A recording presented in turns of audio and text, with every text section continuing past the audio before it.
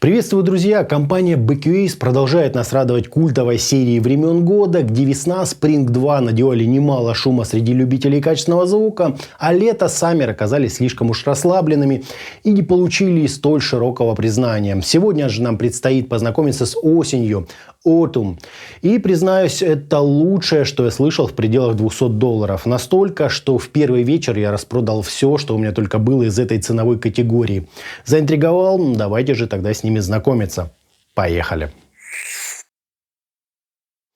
Пришли наушники в довольно стильно оформленной картонной коробке с полным наименованием модели и указанием, что здесь имеются встроенные элементы тюнинга. С обратной же стороны видим схематично изображенные чашечки и полный перечень технических характеристик. Внутри я нашел, конечно же, сами наушники, плотный такой бокс для переноса, инструкцию по эксплуатации, щеточку для чистки наушников, экстрактор фильтров с магнитами и два комплекта этих самых фильтров с настройкой на бас и высокие частоты, а также два набора силиконовых амбушюр разного размера. Одни тут классические, полноразмерные, одни с подрезанным сердечником. Как вы понимаете, ни одни из них мне не сели, и я вновь обратился к набору от КБИР, что бы я без него делал. Но не переживайте, замеры снимем именно с комплектным набором. Кабель здесь, друзья, на удивление, очень даже хорош, витой, с заушинами, с достаточно гибкой термоусадки и штекером на балансном 4,4 мм. Я всегда рад, когда могу сразу из коробки выбрать подобную конфигурацию, а не заказывать дополнительные кабели или маяться с переходниками. Аппаратура показала его сопротивление равным 0,250 Ом. Соединение же осуществляется на классической уже вилочке 0,78 мм. Сами чашечки здесь небольшие по габаритам и полностью выполнены из металла. На внутренней их части находятся три компенсационных отверстия для 13-мм динамического драйвера, магнитная площадка для установки фильтров и средних размеров звуковод с выступом для фиксации амбушюр и защитной металлической сеточкой. Внешняя их сторона представляет из себя абстрактный такой рельеф, чем-то напоминающий мне засохшую листву, или это названием навеяло, собственно, неважно. Опасения же у меня совсем по другому поводу. Не сможем ли мы данные фильтры потерять? Да, магнитики тут приличные, но уверен, кто-то обязательно их посеет, и что тогда делать? Этот момент как-то, на мой взгляд, не сильно продумали. Еще один нюанс. При установке в левом ухе у меня одно время появился легкий такой хруст. Пока думал, все прошло, возможно, плохо установил те самые фильтры или надо было дать мембране прогреться. В уши модель мне села, друзья, просто шикарно, словно под меня и делали. Да и звукоизоляция здесь на очень приличном уровне. Собственно, вот так все это и выглядит.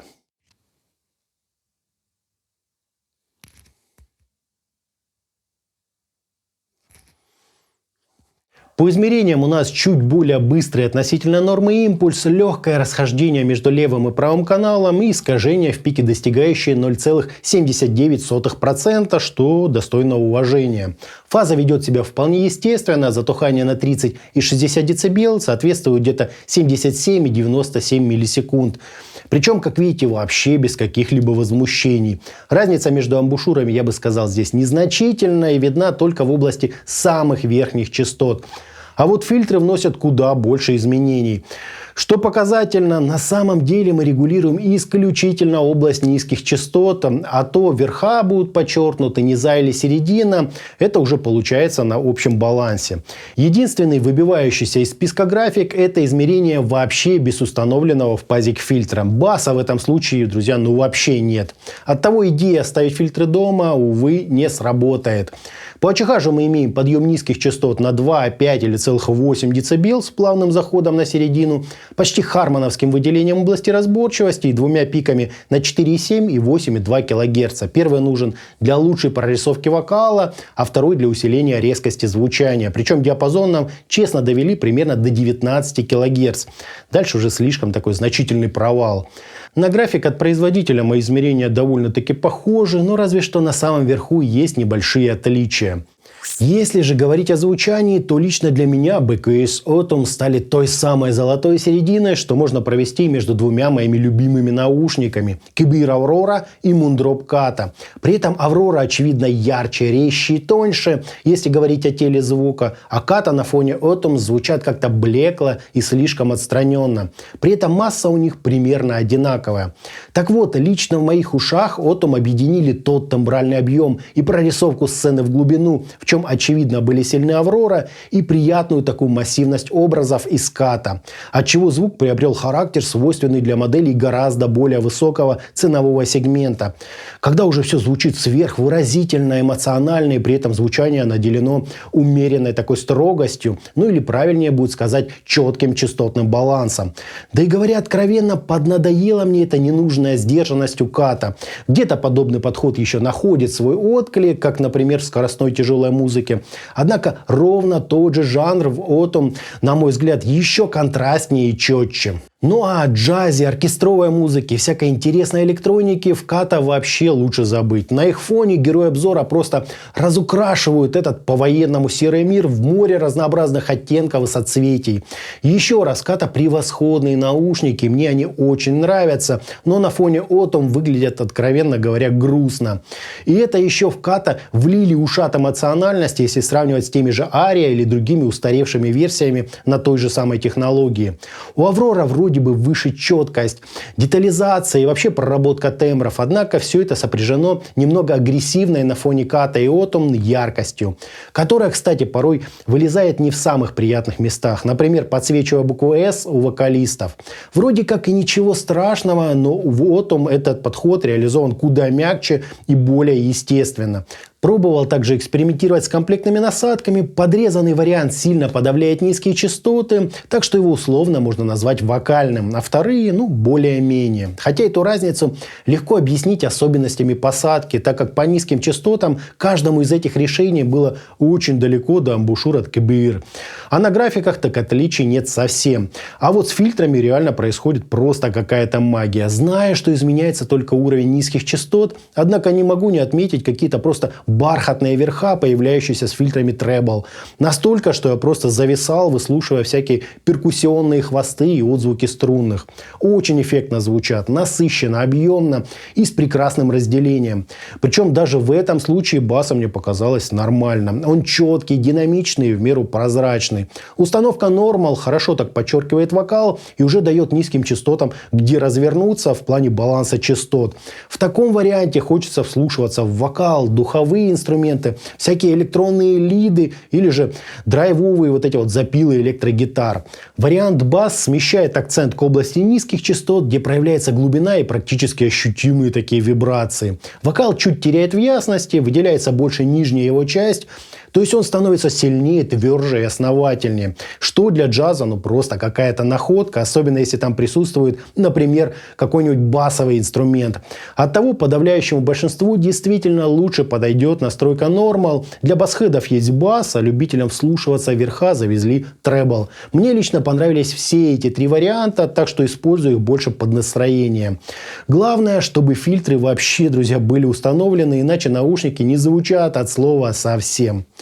По характеру какого-то значительного уклона в микронюансы модель не дает, звучит она по аналоговому теплу и естественно. При этом все даже мельчайшие оттенки звукоизвлечения, друзья, как на ладони. Инструменты на слух хорошо так разнесены, причем им вполне хватает воздуха, дабы очертить пространство сцены не только в ширину, но и как Аврора в глубину.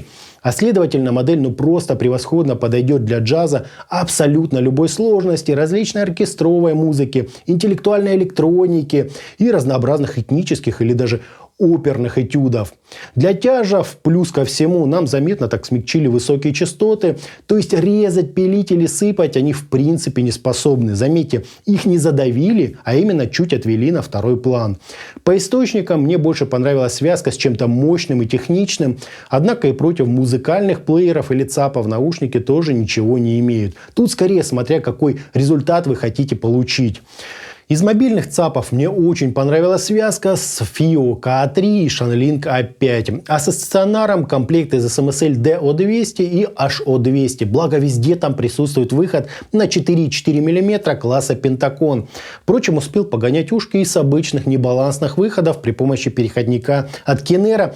И тоже исключительно положительные впечатления и полное погружение в музыкальный материал. Это, конечно, еще не Kenera Sculpt, даже не Yanin Canon, но в своем сегменте это просто безупречный звук. Не зря его настройка очень походит на те самые Canon. Итогом, динамические внутриканальные наушники BKS Autumn имеют очень солидную упаковку, достаточно богатый комплект, реально здорово выглядят и неплохо сидят в ушах. Идея же со сменными фильтрами с одной стороны достойно пожать руку ее автору, а с другой не оставляет мысль о том, что их можно нечаянно посеять.